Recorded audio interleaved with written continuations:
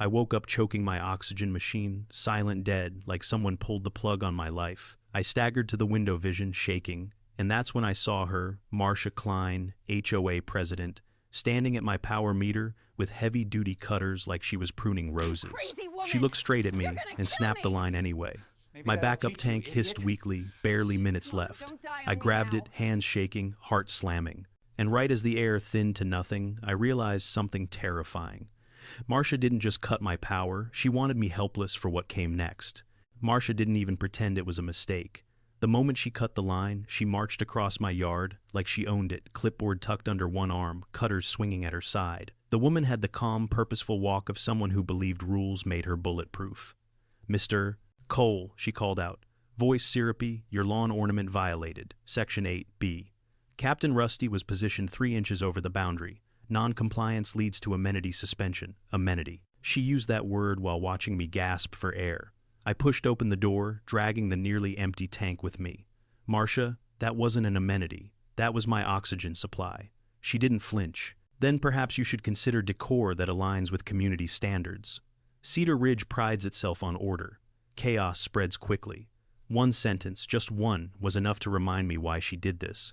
Marcia ran the HOA like a tiny kingdom, and anyone who didn't bow became her project. I'd seen her fine people for mailbox colors, holiday lights, and once unbelievably for a wind chime that dared to be too cheerful. But this wasn't a fine. This was control. Cold, deliberate control. She leaned in, lowering her voice. "You should be grateful, Daniel. This is your final warning before formal penalties escalate." My vision blurred again, not from lack of oxygen this time, but from the realization that she truly believed she'd done nothing wrong. And as she turned away, not knowing I'd survive long enough to fight back, a single thought cut through the panic. Marcia had no idea what I was about to bring into this neighborhood. Marcia didn't even look back as she walked off, leaving me hunched over the nearly empty oxygen tank. I forced a shaky breath and dialed 911. "Emergency services," the operator said, calm as a yoga instructor. "My HOA president cut power to my medical unit," I rasped. "My oxygen, I'm running out." "Is she threatening you physically?" the operator asked. "She cut the line that keeps me alive." "Does that count?" "We can send an officer when available," she said, like I'd reported a loud raccoon. I hung up, pulse pounding. The backup concentrator flashed a warning, minutes left. Not hours, minutes. My eyes caught the thick Cedar Ridge HOA handbook lying on the kitchen counter. Marcia had delivered it last month with a sticky note that read, "Know the rules, live the rules." Inside was a vague clause allowing temporary essential equipment during emergencies. Well, this was an emergency. My doctor once told me a few minutes without oxygen could put me on the floor. That sentence hit harder now as my breathing thinned. If Marcia wanted a rule war, she'd get one, and she'd lose. I staggered outside to get better airflow, tank clutched to my chest. Marcia stood proudly on her porch like a queen, surveying conquered land. When she saw me, she gave a tiny wave, mocking. She wasn't just enforcing a rule, she was displaying dominance. I ignored her and opened my phone, scrolling with numb fingers. My search history had never looked so desperate. Emergency generator rental near me. The first result nearly glowed Titan Power and Hall, we bring back up to you. I tapped the number. "Titan Power, this is Rex," a booming voice answered. "I need a generator," I wheezed. "A big one, hospital grade."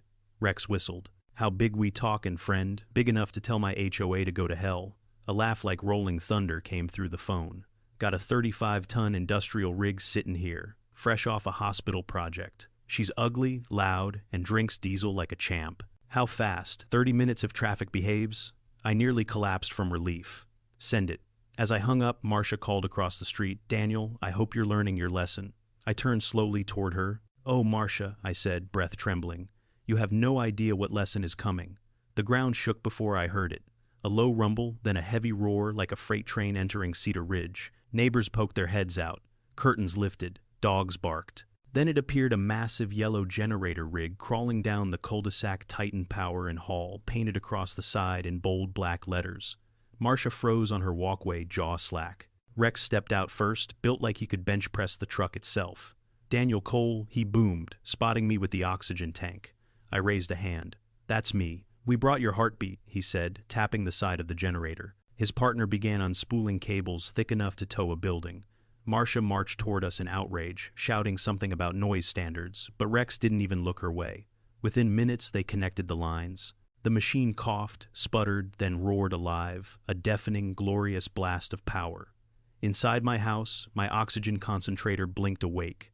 A soft hiss of air filled my mask. Relief crashed over me so hard, I had to grip the door frame. For the first full breath in that nightmare morning, my lungs expanded all the way.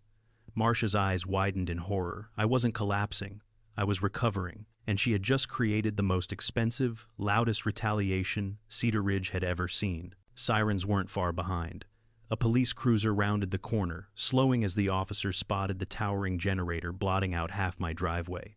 Marcia ran at them like salvation itself. "Officers," she cried. "Thank goodness. He's violating multiple ordinances. This monstrosity is illegal." Officer Grady, a tired-looking man with a heavy mustache, stepped out. Officer Lewis, younger and sharper, followed. Grady eyed the generator. "Sir, mind," explaining. I pointed at my oxygen unit humming in the window. Marcia cut the power to my life support system. Lost consciousness twice. Had doorbell footage. Lewis blinked. She cut the line. To medical equipment, Marcia huffed. He violated decor standards. His gnome crossed a boundary. Officer Grady closed his eyes slowly, like he was praying for strength. "Ma'am, cutting someone's power is not an acceptable enforcement action." I handed Lewis my phone, showing the footage Marcia Cutter's raised wire snapping. Lewis stiffened. "That's criminal tampering." Marcia's confidence fractured. For the first time since sunrise, she realized this wasn't a dispute.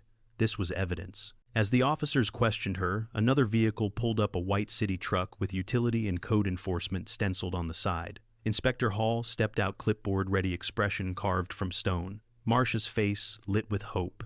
"Inspector, shut this thing down immediately." Hall barely glanced at her. He walked straight to Rex, who presented a binder of permits like a proud parent at show and tell. Emergency use waiver, hospital-grade certification, noise variance approved. Hall flipped pages. "Everything's in order." Marcia sputtered. "It's disturbing. The entire neighborhood." Hall looked at me. "Sir, were you without oxygen when the HOA president cut your line?" "Yes." "And the generator is powering your medical device?" "Yes." Hall turned to Marcia, voice flat but lethal. "Ma'am, cutting utility equipment is a violation of municipal code and may constitute reckless endangerment. A formal report will be filed." Her mouth fell open. "Reckless? What?" "And until your HOA resolves this internally," Hall added, "your authority is suspended pending investigation." Marcia staggered back as if struck. Her power, her precious power, had just been cut more brutally than any wire she'd severed. She whispered, "This isn't over." But she was wrong.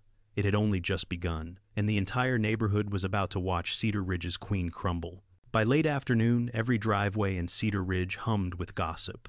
People who normally hid behind trimmed hedges now drifted into the small community gazebo like they were walking into a courtroom. Word spread fast. Marcia called an emergency HOA meeting. I showed up with my portable oxygen tank clipped to my side, steadying my breath. The 35-ton generator still growled from my driveway a block away, its low vibration carrying across the cul-de-sac, like a reminder I'm alive because of this. Marcia stood at the front clipboard, clutched so tight her knuckles blanched white, her perfect visor tilted crooked from stress. She cleared her throat sharply. "Residents," she announced, "we must address the outrageous disturbance Mr. Cole has brought into our peaceful community. The generator he installed illegally is endangering property values, waking children, shaking windows." Someone in the crowd snorted, loudly. Old Mrs. Eliza Harrow stepped forward, leaning on her cane like a weapon. "Endangering property values," she echoed.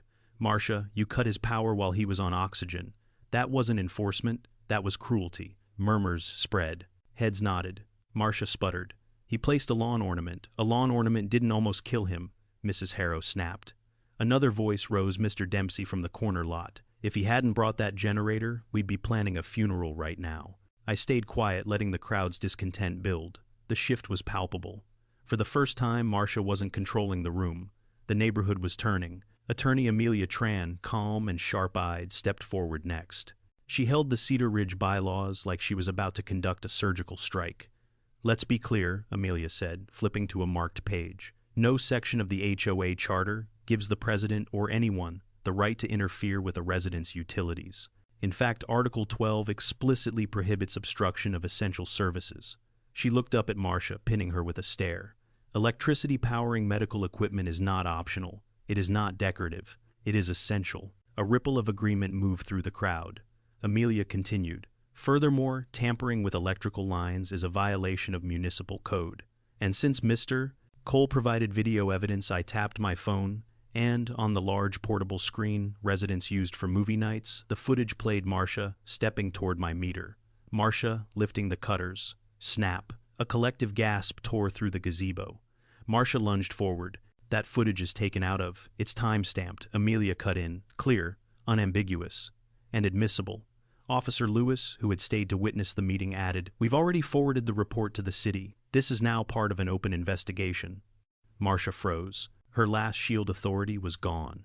Even Barry and Lila, the two HOA board members who typically flanked her like loyal foot soldiers, stepped nervously aside. Barry cleared his throat. I didn't know she did that," he murmured. Lila whispered, "This is a liability nightmare."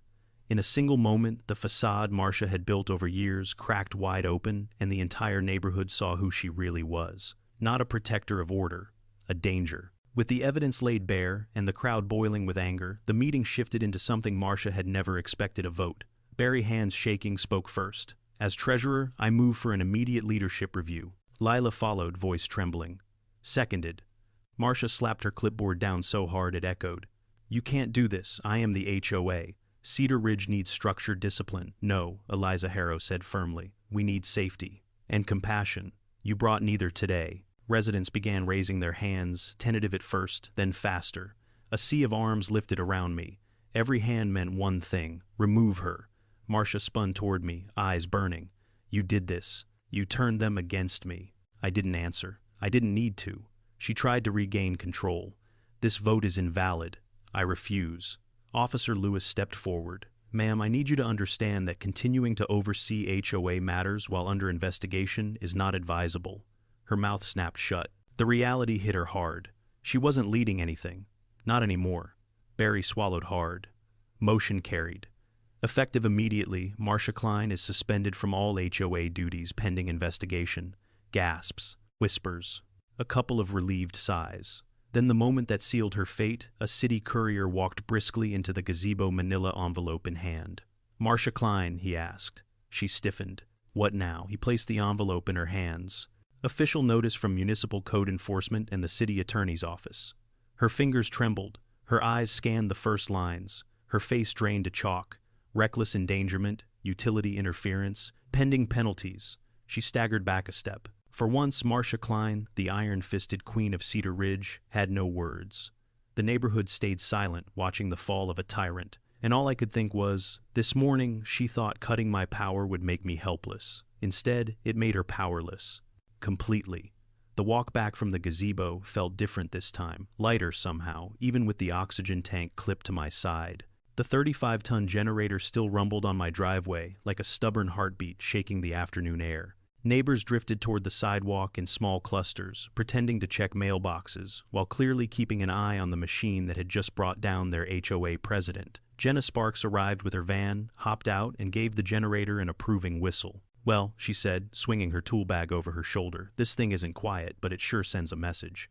She got to work immediately on the mangled utility box Marcia had attacked earlier that day. The utility crew joined her helmets, still dusty from earlier inspections, moving with the urgency of people who had seen enough bad DIY disasters to recognize another one in progress. I sat on the porch step, breathing steadily, as the concentrator inside continued humming on generator power. A few neighbors walked up just close enough to be supportive without crowding me. Soft nods, quiet, glad, "You're okay, Daniel," and the kind of eye contact people give when they've just witnessed something larger than neighborhood drama. Mrs.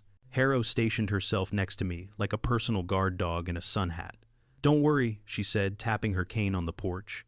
"If Marcia tries anything else today, I'll take a swing at her ankles." I couldn't help but laugh, even if it came out thin. When Jenna finally stepped back from the utility panel, she wiped her hands on a rag and motioned to one of the crew members. "All right," she said. "Let's bring your house back to life." The main breaker snapped with a heavy click. Inside, lights blinked on. The refrigerator hummed. And my oxygen concentrator shifted confidently onto house power, giving a soft mechanical sigh that almost matched my own. The generator kept roaring, still doing its job, but suddenly it felt less like emergency survival and more like the echo of a battle already turning in my favor. Then the gray sedan pulled up. The same city courier from the gazebo stepped out, a much thinner envelope in his hand. Mr. Cole, he said, approaching. This is for you. City Attorney's Office wanted you notified immediately. Inside, the language was clinical but powerful open investigation into unauthorized utility interference, potential endangerment of a medically dependent resident pending municipal penalties. It named Marcia. Explicitly. Amelia walked up the driveway and peered over my shoulder. They aren't playing around, she said quietly. Cutting power to life support equipment, they'll make an example out of her. And I'll make sure the HOA rewrites its bylaws so this never happens again. I nodded, feeling something I hadn't felt since dawn, stability. Not triumph, not anger, just the grounding sense that the world was settling into the shape it should have had in the first place. When Rex finally shut down the generator, the silence was almost loud. For a moment, the absence of the diesel roar rang in my ears. Then softer sounds trickled back, the buzz of someone's porch light, a distant sprinkler, the steady hiss of my concentrator. Rex clapped my shoulder. You're solid now, Mr. Cole. If you ever need backup again, legal or electrical, you call Titan Power. He winked, then headed for the rig. Watching the 35-ton machine get loaded up felt like saying goodbye to a particularly loud but dependable friend. Before the neighbors dispersed, someone quietly placed Captain Rusty, my sailor gnome, back in his exact spot beside the steps. Now he had a tiny plastic toy generator next to him, painted the same fire engine yellow as the real one. I didn't see who set it there. I didn't have to. It was Cedar Ridge's first unofficial apology. A few minutes later, Barry and Lila, formerly Marcia's loyal board members, approached, shoulders hunched. We're revising everything, Barry said. Amelia's helping us rewrite enforcement rules. No more weaponizing the handbook. And Lila added softly, we'll issue a formal written apology from the HOA. But saying it in person felt more important. They weren't villains. They were bystanders who finally understood what their silence had supported. And for today, that was enough. The street slowly emptied as porch lights flicked on one by one. I settled into my porch chair, a cool glass of iced tea sweating beside me. The evening breeze was mild, my breathing steady, assisted now by a concentrator powered by a grid, restored to sanity, not ruled by one woman's ego. Captain Rusty stood guard with his tiny yellow generator, a ridiculous pair but somehow perfect. Every time I glanced at them, I felt something loosen in my chest, like the moment after a long-held breath finally escapes. This neighborhood would argue again. Someone would complain about trash cans or hedges or Christmas lights put up too early. But after today, everyone understood one thing. Rules weren't weapons. Power wasn't personal property. And nobody, no matter how many clipboards they carried, got to decide who deserved to breathe. The sun dipped low, painting the houses gold. My concentrator hummed like a quiet promise beside me. And if any future HOA president ever forgot what happened today, all they'd have to do was look at that small ceramic sailor and his toy generator, silent reminders of the morning someone tried to take my air, and the moment, the time, neighborhood finally decided to give it back.